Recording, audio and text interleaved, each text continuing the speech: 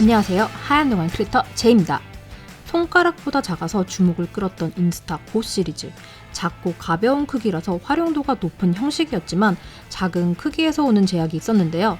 얼마 전에 출시한 3세대에서는 액션팟이라는 별도의 본체를 추가함으로써 기존의 문제점들을 개선하려고 한 것 같아 보입니다. 여름 휴가를 맞춰서 출시된 만큼 많은 사랑을 받을지 아니면 아픈 손가락이 될지 한번 살펴보도록 하겠습니다. 그럼 시작해볼까요? 본론으로 들어가기 전에 아주 간단하게 구성품에 대해서 살펴보도록 할게요. 포장을 뜯고 제품 상자를 열면 본체와 액세서리 상자가 있었습니다. 상자 안에는 설명서, 어댑터 없는 충전 케이블, 자석 펜던트, 피봇 스탠드, 간편 클립, 액션팟, 그리고 카메라로 구성되어 있었어요. 보호 필름을 제거하고 본격적으로 장단점에 대해서 이야기해볼게요. 첫 번째 장점은 유기적인 촬영이 가능하다는 점입니다. 목걸이형 마운트에 부착해서 1인칭 시점으로 촬영하다가 액션팟에 쉽게 부착해서 충전과 동시에 모니터링을 할 수 있었습니다. 카메라와 결합한 후에 별도의 설정을 할 필요 없이 자연스럽게 하나의 기계처럼 사용할 수 있는 점은 아주 편리했습니다. 두 번째 장점은 무선 연결이었습니다. 카메라와 연결하지 않아도 액션팟을 이용해서 원격으로 촬영을 할 수 있었으며 어느 정도 거리에서도 촬영하고 있는 장면을 실시간 모니터링할 수 있어서 혼자서 촬영을 해야 하는 경우에 다양한 연출을 시도할 수 있어서 좋았습니다. 세 번째는 발열 관리가 높은 과열 한계점이었습니다. 10분 정도 촬영했을 때 온도가 섭씨 50도 이상으로 급격하게 올라갔으며 20분 정도 지났을 때 60도까지 올라갔습니다. 카메라의 온도는 많이 올라갔지만 과열로 인한 멈춤은 없었으며 기본 설정된 온도 한계점이 높게 설정되어 있어서 덥고 습한 여름에 촬영하는 데에는 어려움이 없었습니다. 다만 뒷면의 자석이 장기간 높은 열에 영향을 받았을 경우 자석의 자력이 약해질 수가 있는데요. 그 점은 주의 깊게 살펴봐야 할 것 같습니다. 네 번째가 고3의 가장 큰 장점이지 않을까 생각되는데요. 그건 바로 작은 크기와 무게입니다. 1인칭 시점을 촬영하고 싶어도 기존에 출시된 제품들의 무게와 크기, 그리고 부착하는 방식 때문에 불편한 점이 있었는데요. 작은 크기와 가벼운 무게 때문에 영상에서 보이듯이 모자 끝에 부착해도 무게감도 덜 느껴져서 사용하기에 편리했습니다. 최근에 출시된 인스타 360 제품 중에서 억지로 주머니에 넣지 않아도 되는 유일한 제품이지 않을까 하네요. 다섯 번째는 저조도 상황에서의 전자식 이미지 안정화였습니다. 일반 액션캠들은 저조도 상황에서 잔상과 떨림이 많이 생겨서 보고 있으면 눈이 아픈데요. 이번 고3에서는 이 부분이 많이 개선된 것처럼 보였습니다. 완벽하게 없어진 것은 아니지만 현재까지 사용했던 제품들 중에서 상위권에 들 정도로 괜찮은 결과물을 보여줬습니다. 저조도 상황에서 사용할 수 있는 별도의 이미지 안정화 설정도 있으니 적절하게 사용하시면 좋을 것 같아요. 인스타 360 제품들을 사용하면서 공통적으로 느꼈던 아쉬운 점 중에 하나가 바로 내장형 마이크였는데요.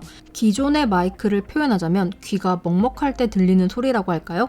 마이크 테스트 1, 2, 3 마이크 테스트 1, 2, 3 그런 느낌의 둔탁함이 있었지만 이번엔 카메라 본체에 있는 두 개의 마이크는 1인칭 시점에서 촬영 시에 촬영자의 목소리를 적절하게 담아냈고 정면에 또 다른 마이크를 통해서 정면의 소리도 스테레오로 녹음할 수 있었습니다. 마이크 테스트 1, 2, 3 마이크 테스트 1, 2, 3 큼직한 터치 스크린이 액션팟에 있어서 설정값 변경 및 촬영된 영상을 확인할 수 있어서 좋았습니다. 고3 카메라 자체엔 LED 점등만 있어서 불편한 부분이 있었는데요. 그 부족함을 액션팟의 화면이 적절하게 메꿔주지 않았나 생각합니다. 화면의 터치감은 나쁘지 않았고 반응성도 괜찮았으며 화면을 넘기는 방식으로 뒤집을 수 있어서 셀카 형식의 촬영을 할 때에도 유용했습니다. 인스타 360 제품들의 사용자 환경이 약간 복잡하고 어수선한 느낌이 있었는데요. 이번 고3의 사용자 환경은 DJI 액션 시리즈와 많이 유사하긴 하지만 직관적이고 정리된 구성이라서 사용하기에 편리했고 쉽게 메뉴에 익숙해졌습니다. 많은 장점이 있는 제품이지만 실제로 사용하면서 불편했던 부분들이 없다고는 할 수 없겠죠. 이번엔 개인적으로 느낀 단점에 대해서 이야기해보도록 하겠습니다. 카메라의 크기를 감안해서 16:9 비율의 2.7K 해상도를 납득시키는 것 같은데요. 고3보다 무려 1년 반 전에 출시된 DJI 액션 2의 경우 크기는 살짝 크고 조금 무겁지만 4K 120프레임까지 지원하고 있어서 신제품이라고 하기엔 무색한 부분이 있었습니다. 대신 발열을 잡았다고 할 수도 있지만 액션2를 4:3 비율 2.7K로 촬영하면 배터리 소진될 때까지 35분 13초 정도 촬영할 수 있었으며 과열 경고는 없었습니다. 액션2에서 모니터를 뺀다면 고3와 비슷한 크기로 만들 수 있지 않았을까 생각되네요. 그리고 수평 고정이 되는 프리프레임의 경우 2.7K가 아닌 1440p의 화질로 떨어지는 점도 아쉬웠습니다. 이와 마찬가지로 타임랩스와 타임시프트도 동일하게 1440p의 해상도까지 촬영 가능했으며 120프레임 슬로우 모션은 1080p로만 촬영되어서 아쉬웠습니다. 내장 메모리만으로 촬영을 해야 한다는 점은 굉장히 불편했습니다. 2.7K 24프레임으로 촬영을 했을 때 30분 정도 용량이 10.05기가가 나왔는데요. 64기가라면 3시간, 128기가라면 6시간 정도 넘게 촬영이 가능하다는 것인데 충전은 보조 배터리로 계속 하면 되지만 하루 종일 촬영을 할 때나 며칠간 연속으로 여행을 해야 할 때는 충분한 용량은 아니라고 생각되었습니다. 액션팟에 확장 메모리를 넣을 곳도 없어서 컴퓨터나 타블렛으로 연결 후 내장 메모리를 비워줘야 하기 때문에 여행 시 기본 휴대폰의 양이 늘어날 뿐더러 가지고 다니는 장비의 가격대가 늘어날 수밖에 없는 위험 부담이 있다고 생각되었습니다. 액션팟에서는 외장 메모리만 지원했어도 쉽게 해결된 문제였지만 많이 아쉽네요. M1 Max의 USB-C 포트를 통해서 외장 하드로 파일을 옮겼을 경우에 1분에 1.53기가, 26기가 이동 시 17분, 48.56기가 이동 시 30분 정도 걸린다는 점도 불편했습니다. 액션2의 경우 동일한 조건에서 1분당 2.35기가의 속도로 고3에 비해서 53% 빨랐다는 점에서 속도의 차이를 느낄 수 있었습니다. LED 점등을 제외하곤 어떤 촬영을 하고 있는지 확인할 수도 없고 설정을 바꿀 수 없다는 것도 많이 불편했습니다. 카메라 모듈이 작은 점은 좋지만 작은 기능을 사용하려면 무조건 액션팟이 필요하다는 이야기는 카메라의 작은 크기를 무색하게 만드는 모듈 구성이라고 생각되네요. 아직 센서의 정보를 공식 홈페이지에서 공개하고 있지 않은데요. 전작인 고2가 2.3분의 1인치 센서에서 1440p 해상도를 제공했다는 점에서 유추하면 2.7K를 지원하는 고3에서의 센서에 약간의 변화가 있었을 것이라고 추측하고 있습니다. 센서의 크기나 성능이 향상될 수는 있어도 실제 촬영 시 저조도 상황에서 노이즈가 많이 생겨서 실내나 해가 지는 오후엔 특별한 경우를 제외하곤 개인적으로는 다른 선택지를 찾아볼 것 같습니다. 그리고 현재 펌웨어 업 버전에서는 일부 광원에서 영상에 굵은 줄이 생기는 현상이 발생하고 있으니 이 점 유의하시고 구매하시면 좋을 것 같습니다. 액션팟에서 확인할 수 있는 영상에 제약이 너무 많이 있었습니다. 타임랩스, 타임시프트, 슬로우 모션 등 시간을 들여서 촬영한 영상을 바로 확인할 수 있어야 하는데요. 매번 스마트폰과 연결해서 촬영된 영상을 확인해야 한다면 액션팟의 화면 존재 이유가 무색한 것 같습니다. 앞서 이야기한 확장 메모리 슬롯이 없는 점, 그리고 현재 펌웨어에서 USB-C 포트를 통한 외장 마이크 연결이 지원되고 있지 않다는 점도 아쉬웠습니다. 기존의 인스타 360의 제품처럼 별도 구매해야 하는 어댑터를 통해서만 외장 마이크 지원을 한다면 가격 대비 아쉽기도 하고 어댑터가 거추장스럽지 않을까 생각됩니다. 경쟁사의 사용자 환경과 매우 흡사했음에도 불구하고 매끄럽지 않은 부분들이 있었습니다. 전원을 켜고 끄는 게 생각보다 느렸고 카메라를 수직으로 촬영하고 있다가 액션팟에 결합했을 때 화면이 전환되지 않고 90도로 돌아가 있어서 모니터링하기에 불편했습니다. 카메라 설정값을 변경할 때 촬영 모드 전환과 유사해서 오른쪽에서 왼쪽으로 쓸어넘겼을 때 오작동이 종종 일어났습니다. 차라리 타사나 기존의 원R처럼 누르는 방식을 유지하는 게 더 좋지 않을까 하네요. 그리고 액션팟과 연결 후에 슬로우 모션을 촬영하려면 90도로 액션팟을 돌려서 잡아야 한다고 안내하는데요.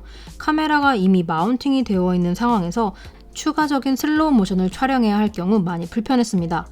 이 점을 공식 홈페이지에서 안내하고 있지 않아서 구매 후 카메라 메뉴로 통보받는 게 좋진 않았습니다. 무게를 줄이기 위해서 하얀 플라스틱 재질로 외관을 만들었는데요. 일주일 정도 사용해보니 때도 잘 타고 쉽게 흠집이 났습니다. 먼지나 과격한 상황에서 사용했을 경우 제품 표면에 사용한 흔적이 많이 남을 것 같다고 생각되었습니다. 그리고 흰색 플라스틱의 경우 노랗게 변색이 되는 경우가 많이 있는데 장시간 사용했을 때 지금의 깔끔한 흰색이 그대로 유지될지는 주의 깊게 지켜봐야 될 것 같아요. 보호 케이스를 씌우고 싶어도 여유 공간이 없는 결합 방식이라서 케이스가 출시된다고 하더라도 현재 유기적인 사용 환경을 유지할 수는 없을 것 같아 보입니다. 충전을 자주 해야 하는 제품인데 액션팟에 딱 맞게 들어가는 구조라 케이스는 어려워 보이네요. 본체에 콜드슈나 부수적인 조명 등을 부착할 수 있는 곳이 있었다면 더 활용도가 높았을 것 같습니다. 2.7K의 제한적인 화질과 여러 제약과 부족한 부분이 있었음에도 64기가 메모리 기본 구성 기준 초기 출시 가격이 미화로 $399로 한국에서는 54만 원이 넘는 가격으로 책정되어 있습니다. 이 정도 가격이면 출시된 지 1년이 지났지만 5.3K 해상도의 고프로 11이나 작은 크기의 DJI 액션2를 구매할 수 있는 가격이기 때문에 초소형의 카메라가 무조건 필요한 경우가 아니라면 소비자 입장에서는 다른 제품들도 고려해 볼 수 있는 가격대이지 않을까 생각이 들었습니다. 항상 혁신적인 제품으로 소비자의 이목을 끌었던 인스타360에서 야심차게 출시한 제품으로 전작의 문제점들이 많이 개선되었고 귀여운 디자인으로 구매하고 싶은 욕구를 자극하고 있는데요. 물론 활용도가 높은 제품은 맞고 브이로그의 일부분을 촬영할 때 껴넣을 수 있는 화질은 된다고 생각하지만 시간과 비용을 들여서 가는 여행이나 중요한 순간을 담기엔 나중에 영상을 돌려보며 많이 아쉬워할 수도 있다고 생각되었습니다. 시간은 돌아오지 않기에 최대한 좋은 해상도로 남기려고 하는 건 저의 개인적인 성향이겠지만 이 정도 화질로 일상을 담기에 충분하다라고 단정지어서 홍보를 하기엔 어려울 것 같습니다. 이번 고3는 앞으로 출시된 OneR2가 어떻게 출시될지를 살짝 귀뜸해주는 모델의 테스트 버전일 수도 있겠다라는 추측을 해보면서 이번 리뷰를 마무리하도록 하겠습니다. 솔직한 리뷰를 전달하기 위해서 제품 협찬이나 제품 광고 없는 리뷰 영상을 만들기 때문에 구독자분들의 많은 응원이 있으면 영상을 만드는 데 힘이 날 것 같습니다. 이번 영상이 도움이 되셨다면 좋아요, 구독, 그리고 알림 설정, 댓글 부탁드려요. 이상 하얀 너의 크리에이터 제이였습니다.